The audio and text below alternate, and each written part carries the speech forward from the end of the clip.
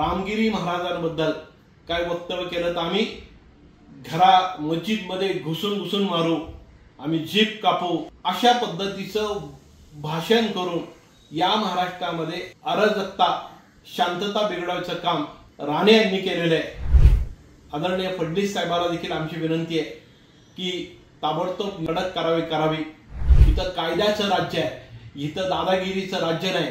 जे ते दादागिरी करतील त्यांची दादागिरी ह्या महाराष्ट्रामध्ये कुणी खपून घेणार नाहीये। गेल्या 4 दिवसांपूर्वी आमदार नितेश राणे भर सभेमध्ये जाहीर सभेमध्ये नागरिकांसमोर मुस्लिम समाजाबद्दल जे बेताल वक्तव्य केलं त्या वक्तव्याचा आम्ही जाहीर निषेध करत आहोत। जी धमकी दिलेली आहे मुस्लिम समाजाला की या ठिकाणी जर तुम्ही रामगिरी महाराजांबद्दल काय वक्तव्य केलं तर आम्ही घरा मस्जिदमध्ये घुसून मारू, आम्ही जीप कापू, अशा पद्धतीचं भाषण करून या महाराष्ट्रामध्ये अराजकता शांतता बिघडवायचं काम राणे यांनी केलेलं आहे। हा महाराष्ट्र पुरोगामी महाराष्ट्र आहे, हा महाराष्ट्र संतांचा आहे, हा महाराष्ट्र शिवराय फुले, शाहू आंबेडकर, अण्णा भाऊ सगळ्यांचा आहे। आणि या महाराष्ट्रामध्ये अशा पद्धतीची भाषा वापरून त्याला तेढ निर्माण करण्याचं काम त्यांच्या या वक्तव्याचा आम्ही निषेध करत आहोत। आणि मुख्यमंत्री साहेबांना देखील आमची विनंती आहे की महाराष्ट्र हा पुरोगामींचा आहे, या महाराष्ट्राला एक विचारधारा आहे, त्यामुळे आपण अशा व्यक्तींवर ताबडतोब कारवाई केली पाहिजे।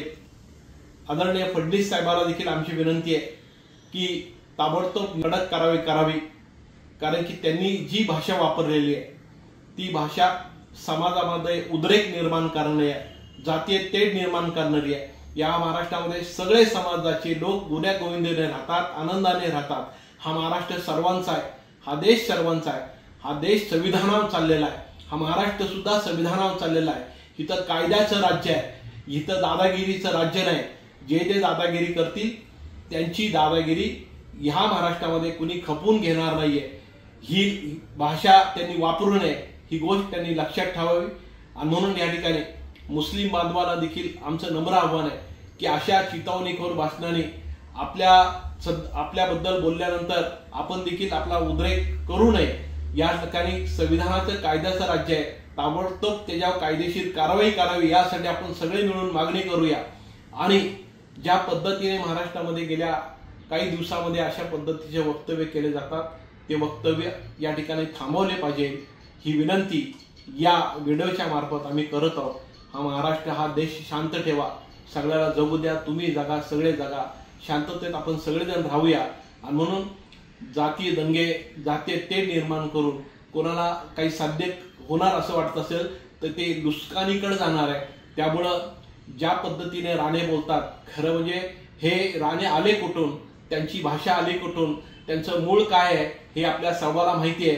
पहिली अशी भाषा कोण वापरत होतं ही आपल्याला सगळी माहिती आहे, पण या सगळ्यांमध्ये आता बदल झालेला आहे। सगळ्यांना समजले की अशी भाषा वापरून सत्ता मिळत नसते, मतं मिळत नसतात, तर प्रेमाने राहिलं पाहिजे असं मला वाटतं।